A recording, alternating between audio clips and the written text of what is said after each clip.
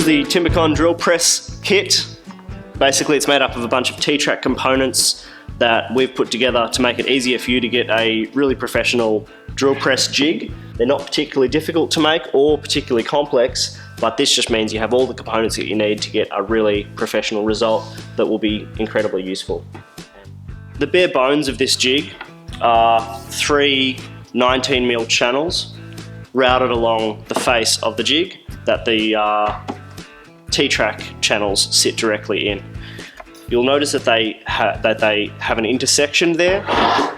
Those intersections are done with these little aluminium T-track intersection kits, which you'll find 2 of in your whole bunch of components. They just screw in.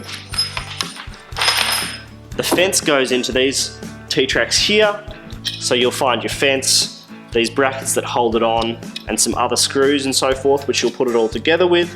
We've used wing nuts because the screws that we're using are too small for all of our standard T-track components, just to let them fit into these brackets, but the wing nuts give you plenty of control.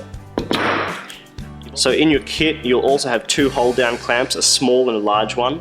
These run in the T-tracks, and what they do is hold down your workpiece to stop them moving around when you're drilling. They can be placed into any of these T-tracks, and I've also routed out an additional keyhole slot which they can run in as well. Now in mine, this is optional, and these are not something that's included in the kit because you don't need any components, but I've created a sacrificial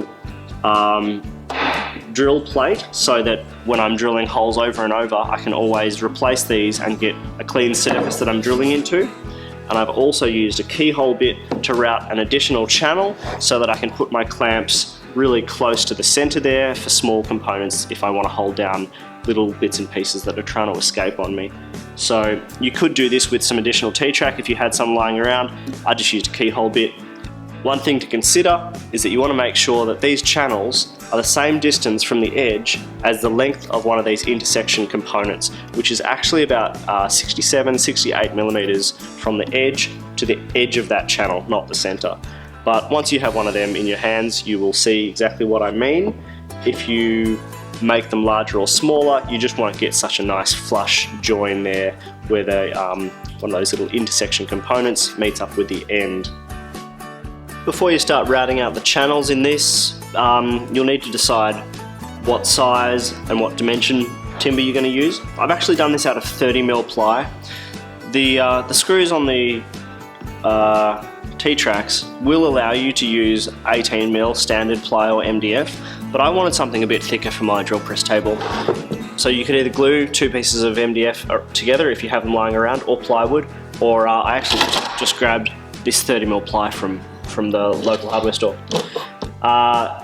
The size of your drill press table will just depend on the drill press that you have, the amount of space that you have, what kind of work you want to be doing and so forth. If you make it too big, you can put a big barrier between you and the drill press itself, which can be awkward, but you don't want to make it too small either, because then it's not actually going to support large pieces of work if that's the kind of thing that you do.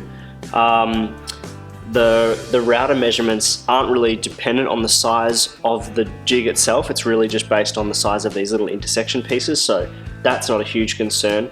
But the placement of this centerpiece will obviously depend on the exact location of the center point when your drill bit comes down, and so that'll be specific to your particular board. So like I said, build this out of whatever you want. I have used 30mm plywood, and mine is 600 long by 500 deep. That kind of was a good balance between being able to reach my machine safely and easily and giving me as much support as I can for my pieces of work. That is the basic overview, so go ahead and put it together. I'll now go through step by step with some finer details on all of those processes.